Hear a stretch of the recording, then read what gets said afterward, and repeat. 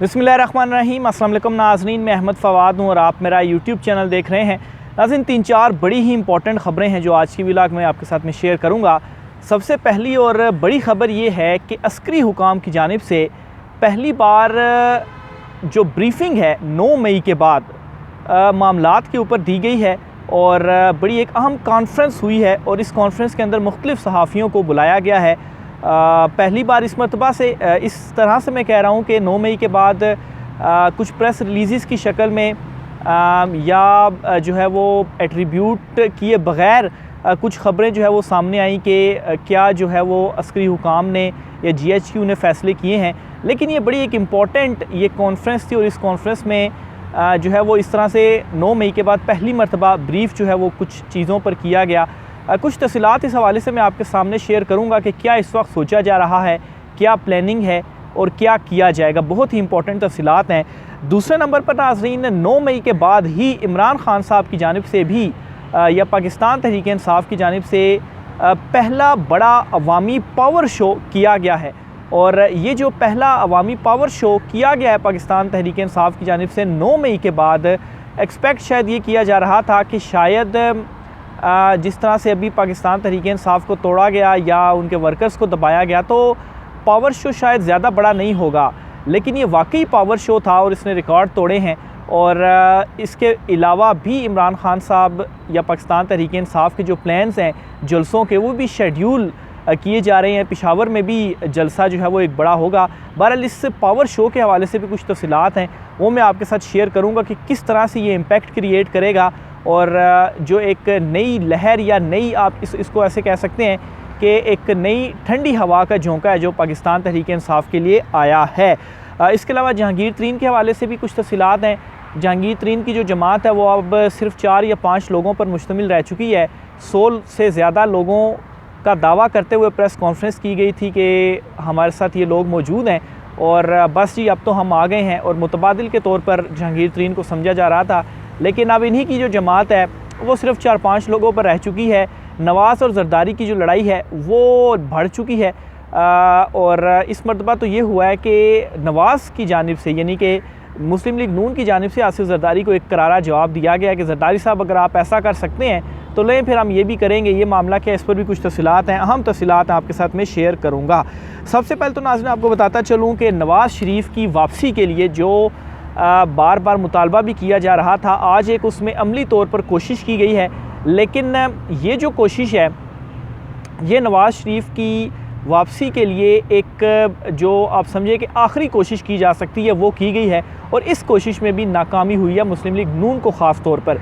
ये क्या कोशिश की गई है, आज एक बिल मंजूर किया गया है पार्लियामेंट से इलेक्शन एक्ट का, और इसमें ये भी है कि किसी भी शख्स की जो नाअहली है 62(1)(f) के तहत वो ताहयात नहीं होगी बल्कि वो 5 साल के लिए होगी। यानी कि पार्लियामेंट से ये बिल पास करने के बाद अब ये कहा जा रहा है कि बस अब नवाज़ शरीफ की जो नाअहली है वो तो 5 साल तक है, वो ताहयात अब नहीं रही, यानी कि नवाज़ शरीफ वापस आ सकते हैं और इलेक्शन में हिस्सा ले सकते हैं। ये कानून आज बिल जो है वो पेश किया गया और उसका मंजूर भी कर लिया गया सेनेट से, लेकिन ऐसा बिल्कुल भी नहीं है। एक बात आप जहन में रखें कि इससे पहले 2 बिल पार्लियामेंट से उन्होंने पास किए हैं, वो दोनों bill supreme court of Pakistan में हैं और बहस भी उसके ऊपर जारी है। और अब ये जो एक और इन्होंने ये नई तरमीम सामने ले आए हैं, ये याद रखें कि ये एक आइनी तरमीम है। आइन में जब तक तरमीम नहीं होगी पार्लियामेंट में इसको इस तरह से कानून साजी के ज़रिए इसको चेंज नहीं किया जा सकता। तो ये मामला तो आज इन्होंने कर लिया पार्लियामेंट ने। जो एक मजाक बनाया जा रहा है इस वक्त पार्लियामेंट में भी, बजट देखें किस तरह से मंजूर किए जा रहे हैं 5-6 लोगों के होते हुए, सिर्फ पूरी पार्लियामेंट में 5-6 लोग होते हैं तो कहीं कहीं ये बिल जो है वो मंजूर कर लेते हैं।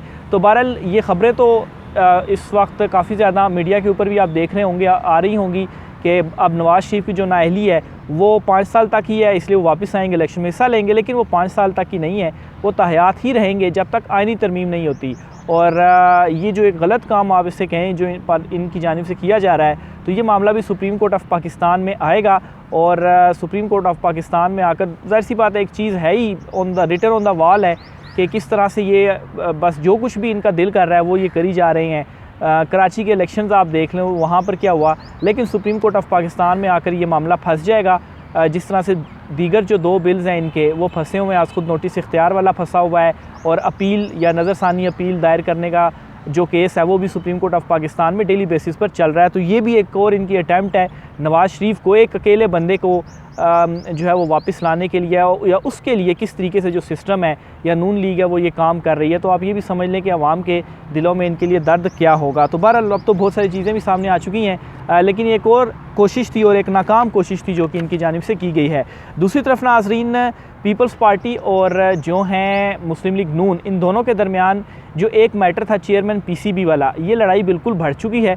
और आज ये ख़बर सामने आई है कि नजम सेठी ने एक और मुलाकात की है शहबाज शरीफ से, और इस मुलाकात में मज़ीद कोशिश की नजम सेठी ने कि भाई मेहरबानी करें मुझे आप चेयरमैन पीसीबी ही किसी तरीके से लगा रहने दें।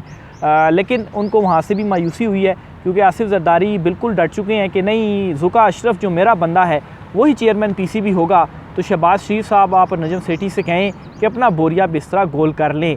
और ये जो चेयरमैन नादरा तारिक मलिक हैं, इनको जो इस्तीफ़ा देने का कहा गया है, ये भी इसी की कड़ी ही इस वक्त अगर दोनों चीज़ों को मिलाया जाए तो इसी की कड़ी ही लग रही है। मेरी असेसमेंट है, इंफॉर्मेशन ये ख़बर नहीं है लेकिन मेरी असेसमेंट है, क्योंकि नून लीग पीपल्स पार्टी नाखुश थी कि तारिक बाजवा जो हैं तारिक मलिक जो हैं उन चेयरमैन नादरा उनको ओहदे से हटाया गया और वो नहीं चाहते थे कि वो ओहदे से उनको हटाया जाए। लेकिन जो मौक़िफ़ पीपल्स पार्टी ने नून लीग के साथ इख्तियार किया कि देखें हमारे पास खेलों की वजारत है तो खेलों में आगे बंदे भी हम अपने तैनात करेंगे, इसलिए चेयरमैन पीसीबी ज़ुका अशरफ होगा। तो इसी तरह से ये जो है चेयरमैन नादरा, ये भी किसके अंडर आ जाते हैं, इंटीरियर के।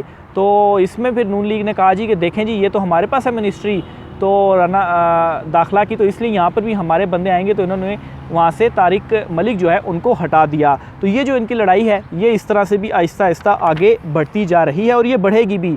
आप देखेंगे ये आइंदा आने वाले दिनों में मज़ीद इसी तरह की जो ख़बरें हैं वो आपको मिलती रहेंगी। बज़ाहिर स्क्रीन के ऊपर तो बहुत सारी चीज़ें इस तरह से नहीं भी बताई जा रही होती, लेकिन ये दोनों ख़बरें आई भी हैं तो मज़ीद इस तरह की जो चीज़ें हैं वो आपको मिलती रहेंगी। इमरान खान साहब की जानिब से जो है वो एक तो शेड्यूल का कहा भी गया था और दूसरा पेशावर में पहला जलसा भी वो अपना करने जा रहे हैं। लेकिन इससे कबल ही पाकिस्तान तहरीक इंसाफ ने जीबी में गिलगित बल्तिस्तान ने बड़ा एक पावर शो किया है और ये जो पावर शो है सीएम गिलगित बल्तिस्तान जो हैं उनकी जानिब से किया गया है गिलगित बल्तिस्तान में। और ये एक बड़ा पावर शो था, ये नहीं कि इसमें लोगों ने उस तरह से बड़ी तादाद में शमूलियत इख्तियार नहीं की। कुछ फुटेजेस सोशल मीडिया के ऊपर भी इस वक्त वायरल हो रही हैं जिसमें साफ़ ये नज़र आ रहा है कि वज़ीर आला जीबी साहब ऊपर खड़े हुए हैं और आवाम का जो रश है और इस कदर रश है कि वहाँ पर आपको खाली स्पेसेस नहीं मिलेंगी कि यार ये जगह है जहाँ पर स्पेस है, इधर लोग नहीं खड़े हुए। तो वो सारा जो ग्राउंड है या वो जो रोड है वो सारी की सारी भरी पड़ी है। और इस टाइम के ऊपर पाकिस्तान तहरीक इंसाफ के लिए एक ठंडी हवा का झोंका है और ये एक जो है वो पॉजिटिव इम्पैक्ट भी क्रिएट करेगा, क्योंकि इमरान खान साहब जो आगे जलसे करने जा रहे हैं, ज़ाहिर सी बात है इलेक्शन कैंपेन भी करेंगे और इसके लिए ये बड़ा एक अहम ये जो पावर शो हुआ है बड़ा सपोर्टिव रोल भी प्ले करेगा। और ख़ास तौर पर जो पेशावर में इमरान खान साहब जलसा करने जा रहे हैं केपी में, वो बहुत ज़्यादा इंपॉर्टेंट होगा क्योंकि सारी जो मूवमेंट बनेगी वो वहीं से बनेगी। वहाँ पर अगर लोग उसी तरह से बड़ी तादाद में पाकिस्तान तहरीक इंसाफ के जलसे में शिरकत करते हैं तो फिर क्या होगा कि इस वक्त जो एक खौफ की एक लहर बनी पड़ी हुई है पाकिस्तान तहरीक इंसाफ के ऊपर, ज़ाहिर सी बात है जिस तरह से क्रैकडाउन किया गया तो ज़ाहिर सी बात है कारकुनान, वैसे भी आप ज़मान पार्क में देख लें तो जो एक रश होता था कारकुनान का वो नहीं है आजकल। उसकी रीज़न यही है कि वहाँ से लोगों को हटा दिया गया। तो अगर इमरान खान साहब का जो जलसा है पेशावर का वो कामयाब हो जाता है, बड़ा जलसा कामयाब करने में इमरान खान साहब कामयाब हो जाते हैं तो एक नई वेव मिलेगी पाकिस्तान तहरीक इंसाफ को। और इसमें ये जो जीबी में इमरान खान साहब पाकिस्तान तहरीक इंसाफ का जो जलसा हुआ है जो कि सीएम की जानिब से वहाँ पर किया गया और इस बड़े पावर शो में बड़ी तादाद में जो लोगों ने शिरकत की है, ये भी एक बहुत अच्छा एक इक़दाम या अच्छी ख़बर है पाकिस्तान तहरीक इंसाफ के लिए भी। और फिर उसके बाद आप देख लें कि इवन के इस दौर में भी अभी भी इतना क्रैकडाउन करने के बावजूद जो मुख्तलिफ सर्वेज़ आ रहे हैं जो मतलब है कि इवन के ये ख़ुद जाकर जो कर रहे हैं टीवी चैनल्स वाले मुख्तलिफ सर्वेज़ जो हैं वो जाकर कर रहे हैं, इन सर्वे नताइज के जो नताइज हैं उनमें भी इमरान खान साहब जो हैं वो नंबर 1 है। यानी कि अभी भी जो सपोर्ट है वो मज़ीद बढ़ती जा रही है। और इमरान खान साहब वो कहते हैं ना कि इन्होंने जो कुछ करना है मज़ीद भी करना है, मज़ीद भी करें। जो वोट बैंक है वो मेरा बढ़ता जा रहा है और वो अब इनके अपने किए हुए जो सर्वेज़ हैं वो भी इस बात को प्रूव कर रहे हैं कि देखें इमरान खान का जो वोट बैंक है वो भी बढ़ता जा रहा है।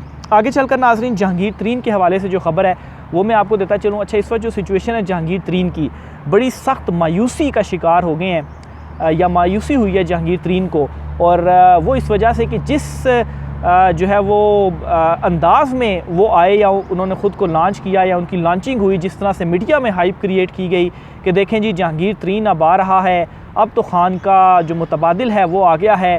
और जहांगीर तरीन ने भी जिस तरह से जिस अंदाज़ से तकरीर की कि इमरान खान को तो मैंने वज़ीर-ए-आज़म बनाया, मैं अपने जहाज़ में लोगों को लेकर गया, तो जहांगीर तरीन साहब अगर आप इमरान खान को वज़ीर-ए-आज़म बना सकते हैं, जहाज़ में आप आज़ाद उम्मीदवार लेकर आ सकते हैं, तो आप अपने लिए अपनी पार्टी में शमूलियत के लिए उस जहाज़ में लोगों को क्यों नहीं ला सकते। तो जहांगीर तरीन की जो जमात है वो उन्होंने बस खाली अनाउंसमेंट ही की है और उस प्रेस कॉन्फ्रेंस में दावा तो किया था कि 100 से ज़ायद लोग हैं, लेकिन इस वक्त उनकी हालत ये है कि सिर्फ़ और सिर्फ 4-5 लोग ही उनकी जमात में रह चुके हैं। ऑलरेडी उनकी उस प्रेस कॉन्फ्रेंस के बाद बहुत सारे लोग जहांगीर तरीन को छोड़ के जा चुके हैं। रंधावा ग्रुप था, इसके अलावा मौलवी महमूद थे, इसके अलावा दीगर कुछ लोग थे, उन्होंने कहा कि नहीं जी हम तो जहांगीर तरीन के साथ शामिल नहीं हो रहे। और फिर उसके बाद जिस तरह से फवाद चौधरी और दीगर को वहाँ वो प्रेस कॉन्फ्रेंस में मौजूद थे, आप देखेंगे इस वक्त ना फवाद चौधरी हैं, ना अली जैदी हैं, ना इमरान इस्माइल हैं, कोई भी नहीं है। सिर्फ़ और सिर्फ 4-5 लोग हैं, जिनमें आमिर कियानी जिनको इन्होंने ओहदा दिया हुआ है, फिर 2 आशिक अवान को इन्होंने ओहदा दिया हुआ है।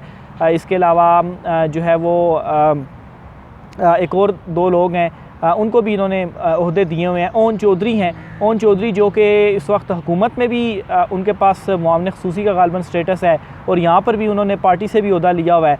तो बस यही 4-5 लोग हैं जो कि इस वक्त जहांगीर तरीन के साथ खड़े हुए हैं। बाकी इनकी जो सारी जमात है वो तितर बितर हो चुकी है और फिर उसके बाद एक लीगल नोटिस भी इनको मिल चुका है कि इस्तेहकाम पाकिस्तान की जो जमात है वो ऑलरेडी मौजूद है और जिनकी वो जमात है उन्होंने जहांगीर तरीन को नोटिस भी दे दिया है। तो इनकी जो जमात है वो सिर्फ़ और सिर्फ टीवी की जीनत तक ही महदूद रही है, बाकी इनकी जमात का धड़न तख्ता हो चुका है। और जहांगीर तरीन ने अमली तौर के ऊपर ये बात अब साबित भी कर दिया खुद ही कि जिसने खान को छोड़ा उसने ख़ुद को सिफर के साथ माइनस किया।